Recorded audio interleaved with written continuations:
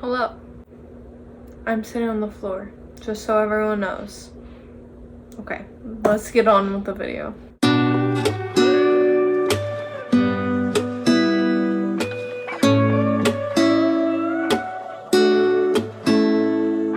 Okay, today we're going to be talking about Dune.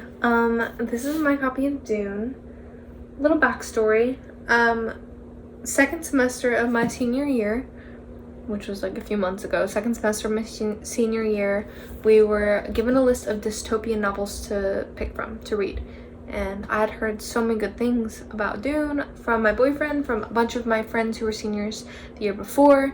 And they were like, Dune, Dune, Dune, Dune. And I was like, I love reading. I'll pick Dune. And it was the longest book on the list too. And I was like, yeah, but I've heard so many good things. Of course I'll pick Dune. I'm a slow reader, apparently, like really slow. And in my defense, dystopian novels set up like a whole new world with new vocabulary. I don't know if that's how all of them are, but this one did. And so it took like a while to adjust to the different like vocabulary, I guess. And also, no one made me do this. I did this on my own accord, but I literally annotated every single page of the book. Not every page on purpose, but whenever I wanted to, I would annotate thoughts or feelings as well. So, that being said, this took me months and months and months to read. But I finished it the other day. I finished the book. But yeah, I'm gonna go ahead and do my typical little book review. If you're new here, hi, my name is Lily, and I like to read books and then post YouTube videos about it. If you're not new here and you've seen some of my book reviews already, this one is gonna look a little bit different. First of all, I'm on the floor, as we've already discussed. And second of all, I did a little bit different of like a setup to how I'm going to approach what I want to talk about. So every time I make one of these videos, I kind of go off of a template, and I'm still gonna go off a template, like not a template, it's one that I created with my brain, but I like pre-wrote out a little template of all the topics I'm gonna discuss, and that kind of keeps me on track in the video so I don't ramble on and on and on forever. So this template looks a little bit different. I tried to go a little bit deeper with the categories to make for a better video, to make for a more interesting video. Also, just like, I feel like I have so much to say on these topics, on these books that I'm reading. I'm spending so much time like diving into these books, and I can analyze the characters, and I have like that artistic vision of what I want to say and what I picked up and what I noticed, and I want to be able to talk about it. So I kind of changed the categories up a little bit. So I'm gonna go ahead and read to you guys like kind of the outline of what I'll be talking about, and if that sounds interesting to you, definitely stick around. And if it does not sound that interesting to you, maybe don't stick around, unfortunately. Okay, this is what I wrote my little template on. So I'm gonna kind of go ahead and tell you guys everything I wanted to discuss for sure. We're gonna talk about the day I started the book and the day I the day I started the book and the day I finished the book. So I'm also gonna tell you guys like the time in between, how many days, so you don't have to go do that math. Like, I'll just tell you. I'm also gonna talk about a summary of the book. I will say that this video probably contains spoilers. Like, I didn't go out of my way to be like, and the ending is this. But, I mean, I also did not go out of my way to not spoil, because I figured if you're watching this video, then you want to know all those details.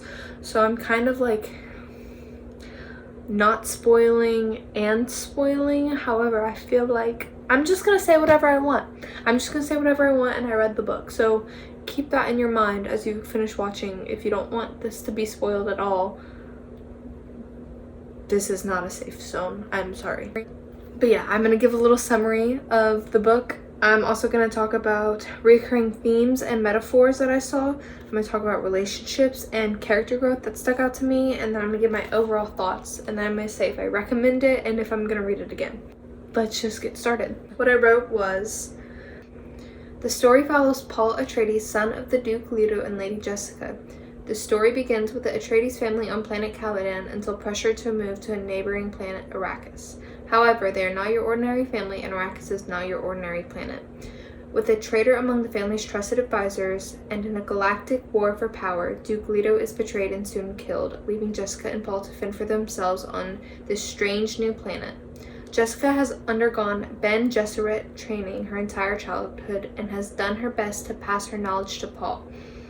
This knowledge and caution, programmed into practically every move, helps them survive what feels like the impossible task of living among deadly sandworms in the blistering desert.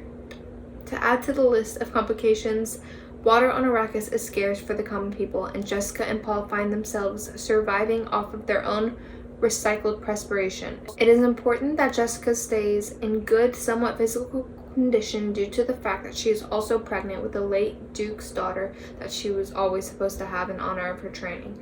Eventually, Paul and Jessica join forces with the Fremen tribe of Arrakis, who believe that Paul is their new religious figure due to his all-knowing Bene Gesserit knowledge and his father's assurance of his careful training. Together, the Atreides and the tribe work to survive off the land and ultimately gain power of the guild, not only to avenge Duke Leto, but because they believe it is Paul's calling as Muad'Dib to lead them to an assured better life on Arrakis, if not for them, for their tribal descendants to come. That was really difficult for me to read. Let's talk about some recurring themes and metaphors I found in the story. The top two I can think of off the top of my head are power and religion. So the whole story kind of starts with power. Like, it's the triangle between the Emperor and the Baron and the Duke, and they're all fighting for power. But like, on a more individual note, there's power between Jamis and Paul when Paul shows up with the Fremen, and Jamis is like, I'm gonna fight him, and Paul is like, okay, I'll fight you too. And Paul ends up killing him because he's like better and smarter, and the Fremen give all their power to Paul, and it ties into their religion because they say, well, not all their power, but they give all their attention and worship to Paul, and they trust him, and they believe him to be their Muad'Dib, like their next religious leader, who they've been told about, and who's like this great guy who like is their savior basically. And Paul's like, what me? I didn't know this. Like, I wasn't part. What do I know, right? Except he knows everything. And I noticed that power and religion tie into each other a lot. Another example of this is the Fremen use the term Shehulad for the sandworms on Arrakis, and they also use the term the Maker. And I'm like, why are you using these terms? Because Shehulad translates to there's hair in my head. Translates to something about immortality, like man of immortality or something like that. And also it is meant to translate to old man of the desert or something like that. So I keep saying or something like that. I should have memorized this, I'm sorry. But the point is that they call the worm Maker, or this name Shehulad, and it's to emphasize the fact that they're worshiping him like Maker, like that's what you'd call like a god or something. And so they pray to the sandworms, and they treat him like a god of the planet, right? And I'm like, why do you do this? Because in my eyes, the sandworms are like the monsters, the giant scary monsters that you're trying to avoid, and that like every move on the planet is to avoid the sandworms and to not upset them and to not awake them so you don't get eaten. Like, why are you worshiping them? Why are you praying to them? And it kind of clicked for me that religion and power go hand in hand, and because they give their on the grand scale of things, the worms on Arrakis have the power. Like, they control the Freeman schedule. They control like if they're gonna be walking at night or if they're gonna risk going the day. Like, they have more power. They can just eat them, you know what I mean? Like, they have the most power in the situation, and therefore that is probably why they're being worshipped, because like they're the man in charge. And so when Paul fought Jamis it was kind of a sign that was like, oh, this powerful guy, how did he just come up and do this? He's 15 years old. How did he know all this? He must be our next religious leader. And it kind of clicked like that. And so I just found that interesting, that religion equals power. Another example would be the line of Ben Gesserit, mothers and women, in the story, kind of represented by Jessica. Jessica is, when I was annotating at the beginning, before I really knew her character, I was like, she's always right, she's always right, she's so smart, OMG, how she's so smart, how she's always right. But she just is, she's always right, and she knows everything, and it kind of comes down to her training that she endured as a child, and that same training that she passed to Paul through, like, raising him, I guess. And this line of women, sorry, I need to stop messing with my bangs. This line of women is like, they're so smart, and they're so exclusive, and they go to school just to know the Ben Gesserit way and like all this and that. And like, I also found it interesting that, okay, they're women, they're all women, and when Jessica bore Paul, she was like in massive trouble, and she was supposed to have a girl first, because their whole thing is that they're like, they're all females.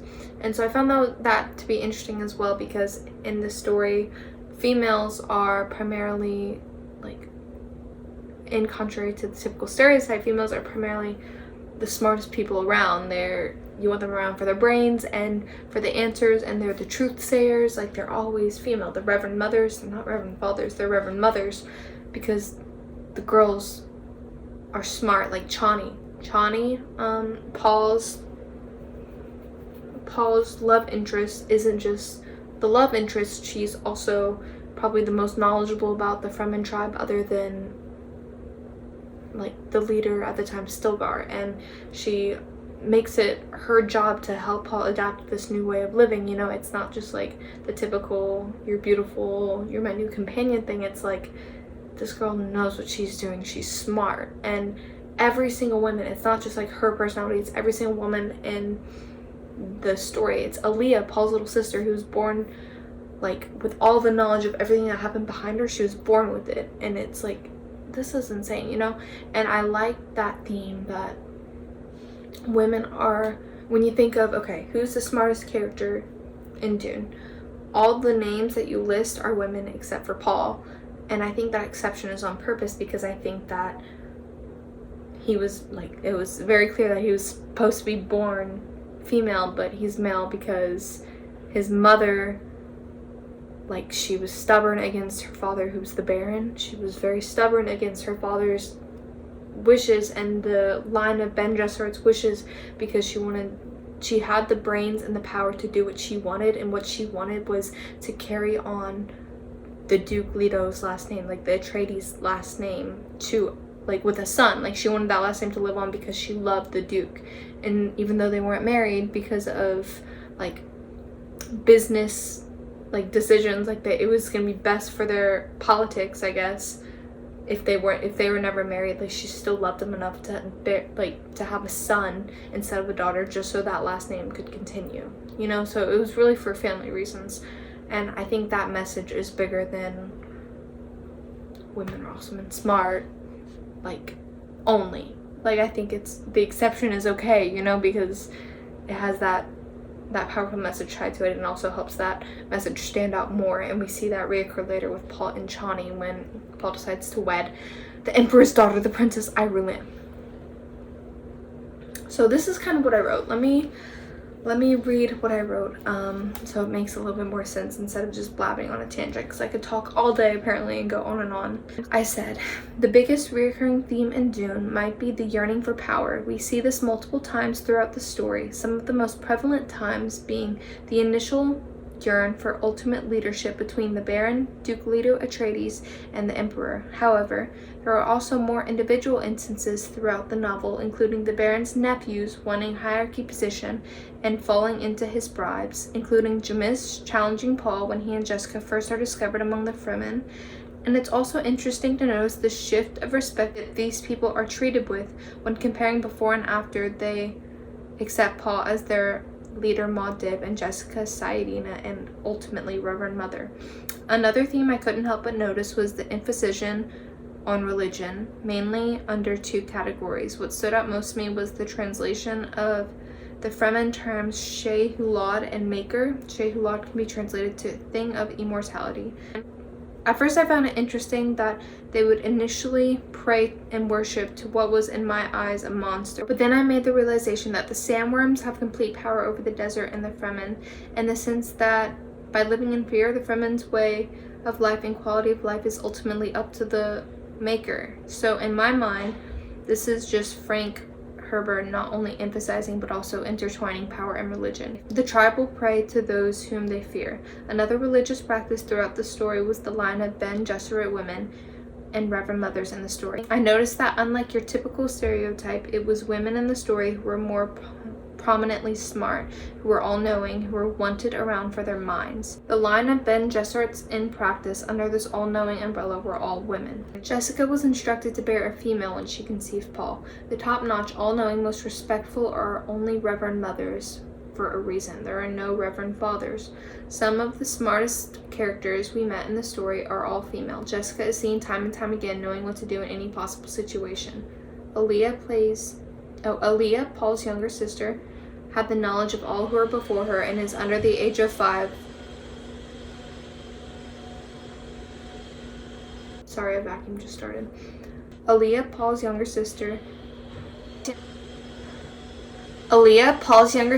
had the knowledge of all who were before her and is under the age of 5 at the time the story takes place. Even Chani knows the rules and the tribe's ways of living better than anyone except maybe Stilgar, the leader in the tribe.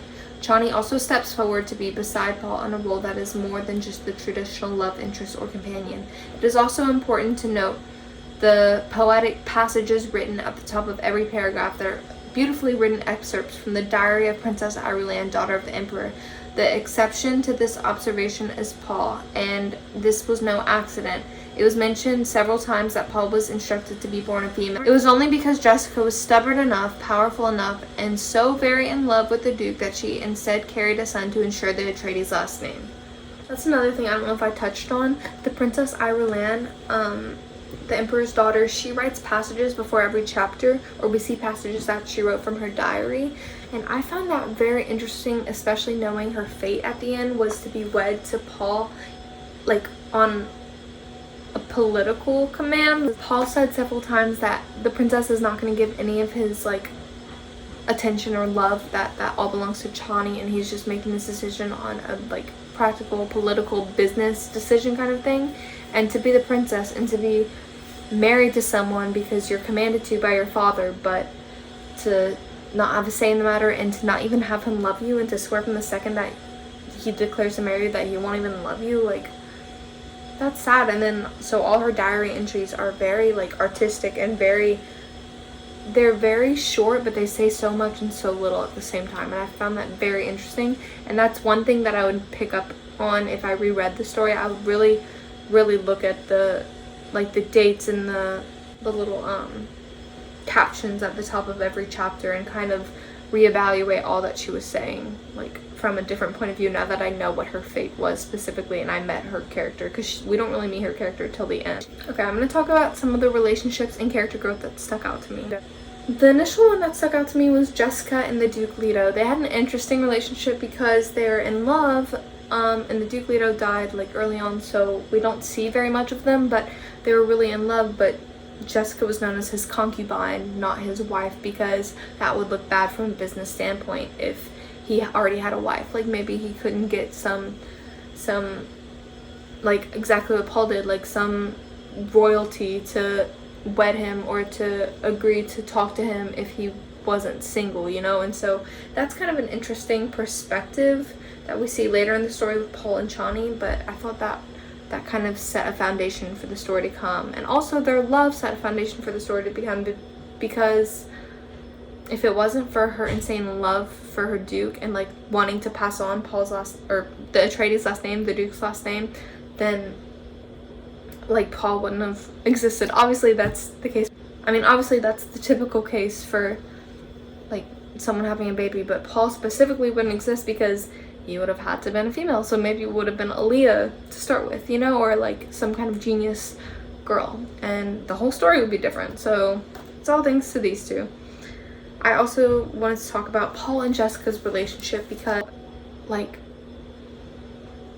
no one could know Paul better than his own mother, especially because she taught him everything he knows, everything he thinks about, everything he does, and they had to combine their insane like brains, their insane minds that like know everything together to be able to survive like an impossible feat. And so I thought that was a cool relationship arc. There's also Paul and Chani, and it's kind of like a remix to me of the Duke and Jessica. Like they're so in love and yada yada yada. One of them's a genius and one of them's more like powerful, like leader standpoint. Well, Paul's both, but he's kind of more of the genius. Well, actually they're both kind of both now I think about it. It's interesting. They have an interesting relationship, but also it's the desire that stuck out to me because they desired each other even though they were in a horrible time to be in love. They desired each other even though they were in the middle of a war. They had a baby in the middle of this like crazy time together, named the baby Duke Leto, and lost the baby due to the war that they were in, you know, and like they're never gonna get married because Paul's making the business deal. And so they talked of marriage, but Chani is now forever to be Paul's concubine as Jessica was to Leto. And it's just an interesting dynamic, and it's like that's just desire, that's pure desire, that's holding that relationship together, but it's from both ends, but it's almost desire for something that they can't have. And no matter how much they want to normalize it, like try to have a kid, like their baby was killed, you know, like it's something that's not written in the stars for them, and they make it happen anyway. Maybe because Paul can do anything, because I believe he can, because he's insane and smart, and not insane crazy, like insane, like what he's capable of is absolutely insane to me. That leads me to the last relationship I kind of wanted to touch on was Jessica and Chani. I felt a little bit of like a tension, like a jealous tension from Jessica when Paul would talk about Chani or they're like together. Like Paul's relationship kind of made Jessica a little bit jealous, and she says it wasn't jealousy, it was tension, and like she sums it up to the fact that we can't have Paul distracted right now. It's dangerous to be distracted, and also it may not be the best business decision to be married or to be in love. Like I want you to be happy, but it's making me nervous. That's kind of how she was playing it up. But I wonder if a little part of her was maybe jealous that like another female is just as important, if not more important, than his own mother was to her, and like she knows everything about Paul, and like I said earlier, like she taught him everything he knows, everything he thinks, everything he does.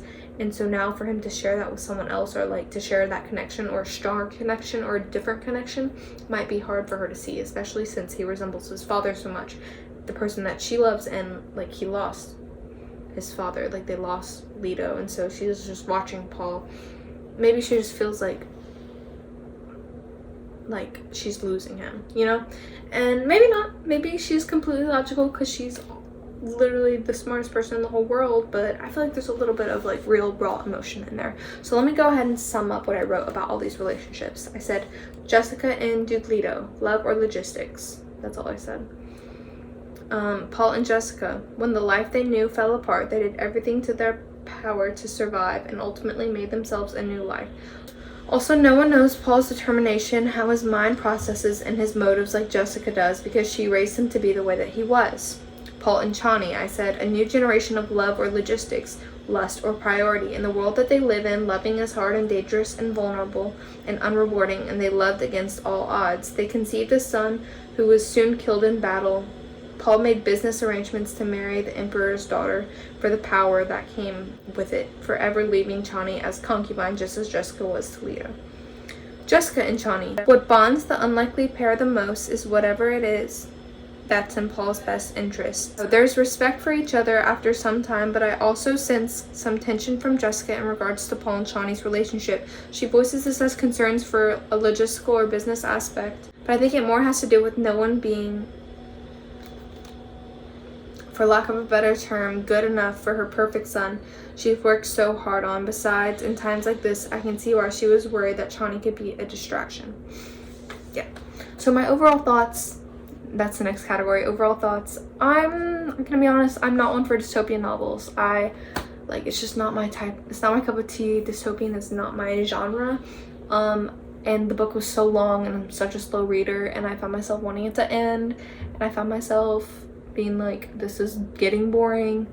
I found myself being really annoyed about having to keep looking up what all the words meant because it's like written so specifically to that world and with that vocabulary. But also I can appreciate that, like, I'm happy I read it. I can appreciate the artistic standpoint of it, I guess, like how insanely amazing the writing is. And I can't get over how Frank Herbert had this story in his head and he put it on paper, like, well, and how there's more books. This is just the first one, and how he literally like took this from his brain, how all these 563 pages and probably more were in his brain, and he just like boop, put it on paper, and it's a whole new world and it makes sense. And there's so much like calculus and politics and religion and beliefs and love and loss and like statistics, like smart people stuff that he just like made sense. And just doing this summary was hard enough for me, like doing this book review, because I'm like, how do I cover all of this? And he managed to make that happen. So I respect that enough and think that because of that factor, it was a good book. It just maybe wasn't my type of book, if that makes sense. So for the overall, I read this book for my 12th grade English class. In no way would I have picked this book for myself. I've never really been into dystopian novels. While reading this, there were plenty of times I found myself bored, frustrated with the made-up specific vocabulary, and wishing it wasn't as long as it was. With that being said, I'm glad that I read it. I can appreciate the complexities of the writing style, storyline, and world building to create this novel, and it blows my mind that Frank Herbert just had this insane capacity to have something so extravagant in his brain, then to perfectly convert it to paper. I know this is the first of a series, which is also crazy to me. How could there be more? It honestly isn't my type of book, and in no way was it an easy read, but I will acknowledge how incredibly written and artistic it is. So final questions. Do I recommend? Yes, because I think that I'm a smarter person after reading this book, which is true. That's what I wrote. I think that I learned so much from this book, and also just the story I appreciate. Like, I'm glad to know the story. I'm glad to say that I read it. It was really a difficult read for me, and I'm glad to be done with it, but I'm also glad that I did it. You know what I mean? I'm like proud that I read it. And then I said, would I read again? Probably not. And I said probably not because I might. Like, I kind of want to read all the books I read, like, again at some point. Like, I'm just that kind of person. Like, I'll watch a movie again, I'll read a book again. It was just so difficult for me that it'll probably be like in years and years and years. If I do read it again, it'll be in a very long time, but I do recommend you read it.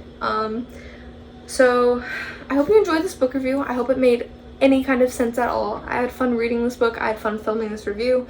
I had fun putting all my thoughts on paper about it. I'd love to chit chat in the comments if you've read it. If you have any book recommendations, please let me know. Again, I'm sorry for the vacuum in the background. My mom is being awesome and vacuuming our house, but it's also kind of loud, so oh well. And yeah, thank you so much for watching. Please have an awesome time, and I'll see you guys in the next video.